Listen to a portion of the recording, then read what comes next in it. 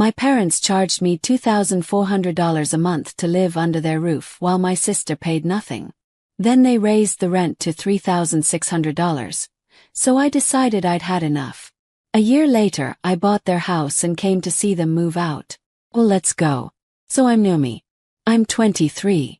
Let me give you the backstory first so you understand what kind of family I'm dealing with. My parents are Everett and Delilah, both in their 50s. Dad worked at a hardware store. Mom was a receptionist at a dental office.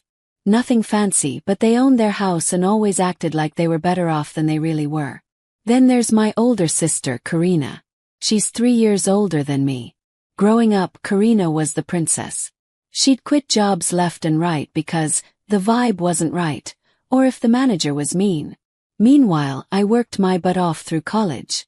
I graduated with a degree in interior design 7 months before this story really kicks off. Got lucky and landed a job at a decent design firm downtown pretty quick. That's where I met Miles, this guy with big dreams and bigger ambitions. We became friends fast, bonding over coffee and crazy client stories. But here's what my family didn't know. I'd been hustling since sophomore year of college. I did freelance design work on the side, creating floor plans and 3D renders for people renovating their homes. Saved every penny. By the time I graduated, I had $34,000 tucked away. Never told my parents because I knew they'd find some emergency that required my money. 5 months into my job, Miles started talking about this idea he had. House flipping was getting huge, he said. Buy cheap, fix it up, sell high. He'd found this abandoned place. Owner died alone. Relatives just wanted it gone. $58,000 total. We could split it. I had the design skills. He had construction experience from working with his uncle. I thought about it for 2 days, then said yes. We bought that house together. Spent every evening and weekend working on it. 2 months into our renovation project, that's when the dinner happened. It was a Thursday night. Mom made her meatloaf, which meant she had something important to say because she only made meatloaf for serious family discussions. Naomi, we need to talk, Dad started once everyone was seated. About what? You've been working for over 6 months now. You have a stable salary, Mom said, cutting her meatloaf very precisely. Yeah. Karina smirked from across the table. She knew what was coming. We think it's time you started contributing to the household, Dad said. Contributing how? Rent. $2,400 a month. Mom said it like she was telling me the weather. I nearly choked on my water. $2,400 for my childhood bedroom. Room and board, utilities, everything included, Dad added. What about Karina? She lives here too. Karina rolled her eyes. I'm between jobs right now. You're always between jobs. Mom's face got that pinched look. Karina's situation is different. She's having a rough time. You have steady income. And if she doesn't pay on time, there's a $50 daily late fee, Karina added with a nasty little smile. Are you serious right now? We supported you for 23 years. Fed you, clothed you, put you through school, Mom said. I wanted to scream. I wanted to tell them about the house Miles and I were flipping, about my savings, about how insane they were being. But I didn't. I needed a place to stay while we finished that flip. And finding an apartment would eat into my investment money. Fine, I said. Good. First payment is due on the 1st, Mom said, going back to her meatloaf like we just discussed the weather. I went to my room and laid on my bed, staring at the ceiling. $2,400 a month. That was most of my salary from the design firm. But I did the math in my head. If Miles and I could flip this house in 4 more months, we'd make good money. I could handle this. The next few months were brutal. I'd work my regular job, then head straight to the flip house. Miles and I did everything we could ourselves. Painting, tiling, basic plumbing. We only hired professionals for electrical and major plumbing work. Weekends disappeared into demolition and drywall. My parents never asked where I went after work. As long as that $2,400 showed up in their account on the 1st, they didn't care. Karina would make snide comments about me looking tired, saying things like, Working hard for mommy and daddy's money? I just ignored her. 6 months after we bought it, Miles and I sold that house for $270,000. Miles was bouncing off the walls. We did it. We actually did it. Want to do it again? Yes. Already have my eye on something. Victorian mansion. Needs everything but the bones are good. $210,000. So we bought the Victorian. This one was a monster. 3 stories, 6 bedrooms, original hardwood floors that needed complete refinishing. We knew it would take longer, maybe 8 months. I kept paying my parents, kept working at the firm, kept my mouth shut about what I was really doing. My coworkers at the design firm thought I was crazy when I'd show up with paint in my hair or bruises from hauling materials. My boss even pulled me aside once. "Naomi, is everything okay? You seem exhausted lately." "Just working on a personal project," I told her. "Don't burn yourself out." If only she knew. The Victorian was our masterpiece. We restored the original crown molding, installed a chef's kitchen, turned the attic into a master suite with a view of the city. 8 months later, we sold it for $840,000. "We need to quit our jobs and do this full-time," Miles said as we signed the papers. "Already typed up my resignation," I said. We opened our company the next week. ND House Flips, the N for Naomi, D for design, because Miles said his name didn't flow right in a business name. We had enough capital now to buy multiple properties, hire crews, really scale up. But I didn't tell my parents about any of it. Far as they knew, I was still working at that design firm, still barely scraping by, still their reliable ATM. Every first of the month, $2,400 hit their account. They never asked questions. Our company took off faster than we expected. Turns out, having capital and experience meant we could move quick on good properties. Within 6 months, we'd flipped 3 more houses. My bank account was looking healthier than ever, but I still lived in that tiny bedroom at my parents' house. Still listened to Karina complain about her job search over breakfast. A few months ago I bought myself a house. Not to flip, to live in. It was a mess, needed everything, but it had good bones and an amazing location. I'd been working on it secretly, starting with the important stuff like plumbing and electrical. The bathroom was done. All white subway tile and brushed gold fixtures. The bedroom, too, with built-in wardrobes I designed myself. I was planning to move out once the whole place was finished. Maybe another 6 months. But then came another family dinner. 2 years had passed since they'd started charging me rent. I walked in from work, and there was some guy sitting on our couch watching TV like he owned the place. "Who's this?" asked. Karina bounced in from the kitchen. "This is Troy, my boyfriend." Troy looked up at me, gave this lazy wave, then went back to his show. "He's moving in," Mom announced, coming in with a plate of cookies for Troy. "Cookies? She never made me cookies." "That's nice," I said, heading for my room. "Wait," Dad said. "We need to discuss the new arrangement." "What new arrangement?" "Well, with another person in the house, utilities will go up. Food costs too," Mom said. So your rent is now $3,600 a month. Starting the 1st of next month," Dad said, not even looking up from his newspaper.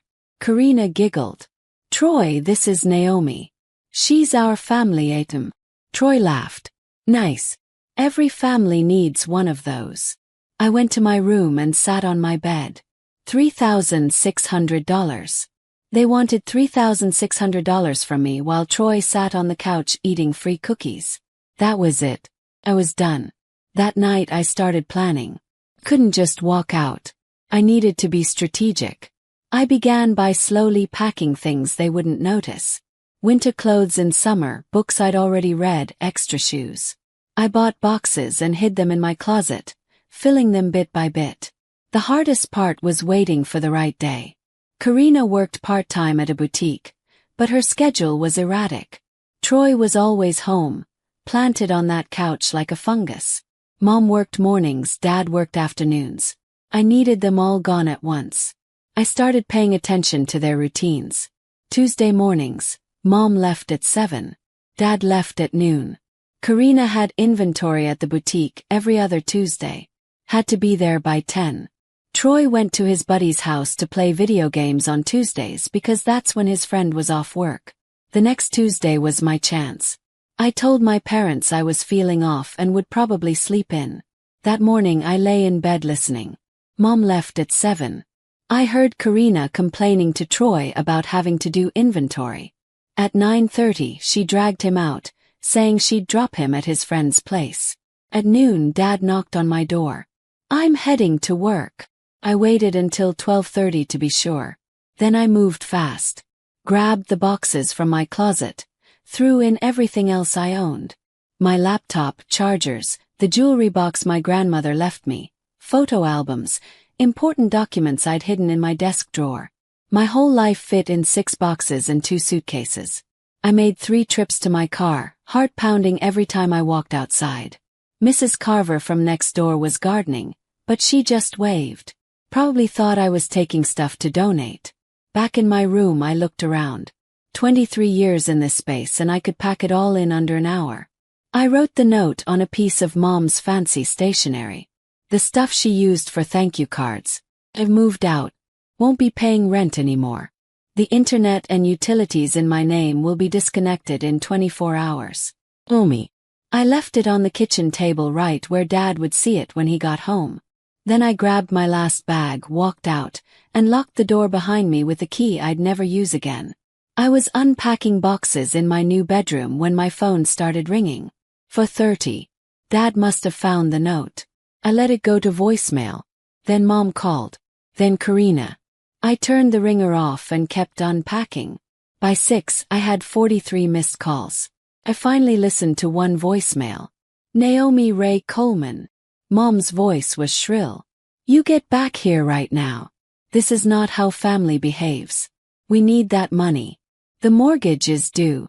You can't just abandon us. Dad's message was calmer but still angry. Naomi, this is unacceptable. You're acting like a child. Come home and we'll discuss this like adults. Karina's was the shortest. You selfish brat. How could you do this to us? I didn't respond to any of them. I blocked their numbers and ordered pizza to my new address. First meal in my own home. The next morning the extended family call chain started. Aunt Marlene was first. Naomi, honey, your mother called me crying. She says you ran away. They charged me $3,600 for my bedroom while my sister's unemployed boyfriend lives there free. I'm sure there's been a misunderstanding. Hung up. Cousin Raina called next. Hey, your mom says you're having some kind of crisis. No crisis. They raised my rent to $3,600 a month. I left. $3,600. That's insane. Yeah, it is. Finally, someone who got it. But most of them just parroted my parents' version. Ungrateful daughter abandoned struggling parents. I stopped answering calls from anyone who started with, your parents. By evening, I'd blocked 17 relatives. My phone was finally quiet. I sat in my new living room, still full of boxes and renovation supplies, and felt free for the first time in 2 years. No more family ATM jokes. No more watching Troy eat food I paid for. No more $3,600 rent for a room I'd outgrown years ago. 6 months passed without any contact. I focused on my business and finishing my house. The kitchen came together beautifully. Custom white cabinets, black granite counters, a massive island perfect for entertaining. Not that I had anyone to entertain, but still. Miles and I had 3 properties going at once. The company account was healthy. We'd hired 2 full-time employees, and I'd finally stopped looking over my shoulder every time I went to the hardware store, afraid I'd run into my parents. Then Aunt Marlene called again. I almost didn't answer, but she'd been decent to me as a kid. Naomi, I'm not calling to lecture you. Your parents are in serious financial trouble, like losing the house trouble. They both work. Karina lives there. Troy lives there. 4 adults can't figure out a mortgage. Karina keeps quitting jobs. She's had 5 in the last 6 months. Troy doesn't work at all. Your parents?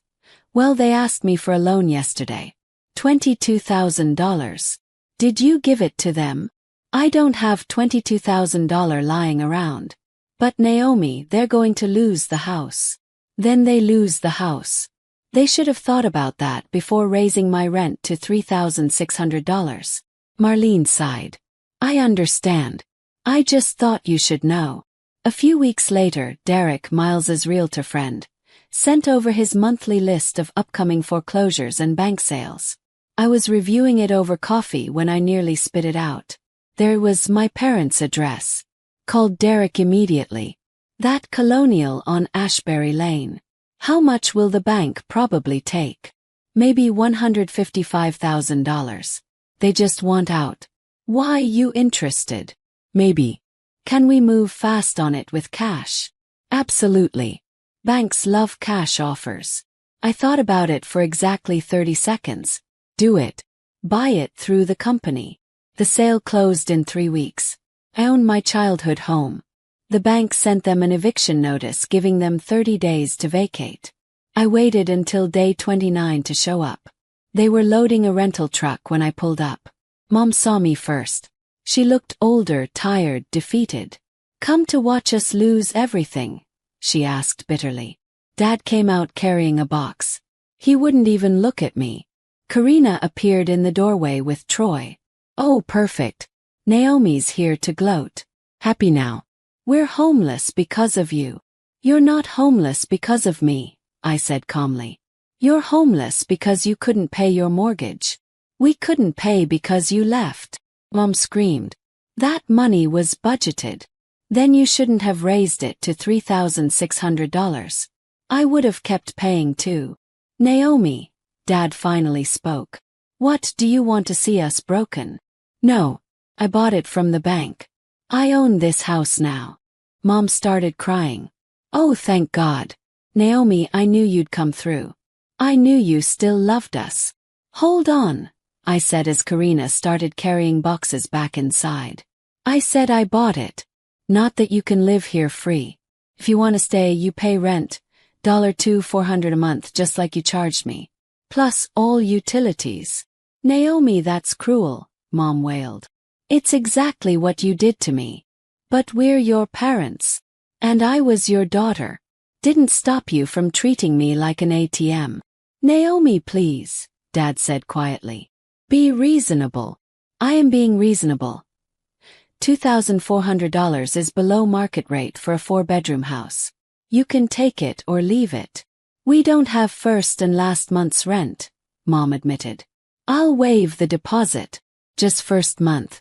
But you sign a lease. A lease. We're family. No, you're tenants. The lease includes late fees of $50 per day, just like you threatened me with. Miss 3 months and you're evicted. This is revenge, Karina spat. No, this is business. You all treated me like a business transaction for years. Now I'm returning the favor. They huddled together, whispering. Finally, Dad stepped forward. We'll take it. I pulled out the lease agreement I brought. Sign here and here. Initial here. Mom's hand shook as she signed. I can't believe you're doing this to us.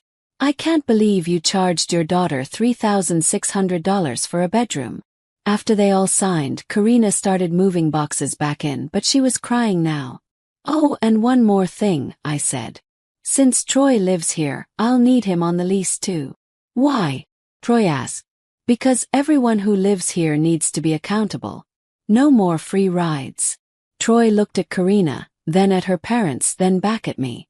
This is messed up. Then leave. He signed the lease. As I was getting in my car, Mom called out, Naomi, what about the internet cable? Can you set that up for us? I almost laughed. That's your responsibility now. Welcome to adulthood. The first few months they paid on time. I knew because I had it set up for direct deposit. No checks, no excuses. The money hit my account or it didn't. Month 4, they were 3 days late. I sent an official notice about the late fees. Mom called crying. Naomi, please. Karina's between jobs again. Then Karina needs to keep a job. Or Troy needs to get one. You owe $150 in late fees. You're really going to charge us fees? You would have charged me. Pay the rent plus fees by tomorrow or get another notice. They paid. I heard through Aunt Marlene that Troy finally got a job at a warehouse after Mom and Dad threatened to kick him out. Karina was working at a call center. Had been there 2 months, a record for her. They're struggling, Marlene told me during one of our rare calls. They're learning, I corrected. They're learning what I knew at 23. That money doesn't grow on trees and bills don't pay themselves. Don't you feel bad at all? Did they feel bad charging me? Did they feel bad when they raised it to $3,600 while Troy sat around doing nothing? Guess not. Then no, I don't feel bad. 6 more months passed, making it a full year since I had become their landlord. The rent came in steadily now, always on time. I guess the fear of homelessness was a good motivator. I found out through Marlene that Troy had actually left Karina about 2 months ago. The free ride was over, and apparently so was his interest in her. He'd moved in with his buddy, the one with the video games, and Karina had been devastated. But for once, she couldn't quit her job and mope. She had bills to pay. My business with Miles was thriving. We'd expanded beyond single-family homes into small apartment buildings. Our latest project was a 6-unit building we'd bought for $320,000. After renovations, it would be worth close to $1 million. The company now had 8 employees and a proper office downtown. I'd also finished my house completely. Every room was exactly how I wanted it. A modern kitchen with navy cabinets and gold hardware. A living room with built-in shelves I designed myself. A home office where I could work on plans without anyone asking me for money. It was my sanctuary. One Tuesday afternoon, while reviewing blueprints at the office, my phone rang. It was from a number I didn't recognize, but the area code was local. Hello. Naomi, this is Mr. Carver, your old neighbor. I thought you should know. There was an ambulance at your parents' house this morning. My stomach dropped despite everything. What happened? Your father had chest pains. They took him to General Hospital. Your mother went with him. I just thought someone should tell you. Thank you for letting me know. I sat there for a minute after hanging up. Then I grabbed my keys.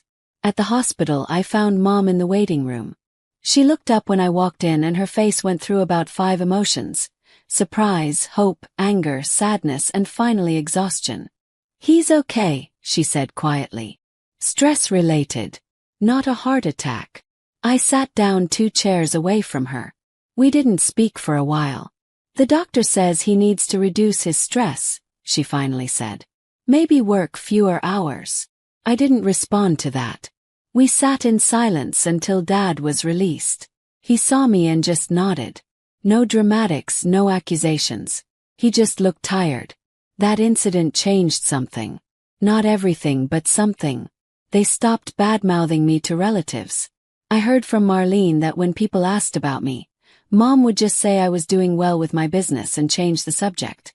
3 months later, I got an unexpected call from Karina. Can we talk in person? 20 minutes. We met at a cafe downtown. She looked different. More mature, definitely tired. I wanted to apologize, she said, not meeting my eyes. For calling you the family ATM.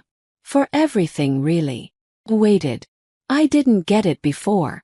How hard you worked. How much you were carrying. Get it now. Working 60 hours a week just to make rent and bills. It's killing me. It's life, Karina. I know that now. I also know Mom and Dad always favored me. I see it now looking back. You paid your way through college while they bought me a car. You worked every summer while they sent me on vacations. Why are you telling me this now? Because I wanted you to know that I see it now. What they did to you. What I let them do, it wasn't fair. I studied her face. He seemed sincere. Thanks for saying that. Also, I got promoted. Team leader at the call center. Comes with a raise. I can help Mom and Dad with rent more now. Good for you. She stood to leave, then paused. The house you bought for yourself, the one you renovated. It's beautiful. I drove by it once. You did an amazing job. After she left, I sat there thinking about how much had changed. 2 years ago they were bleeding me dry. Now they were my tenants.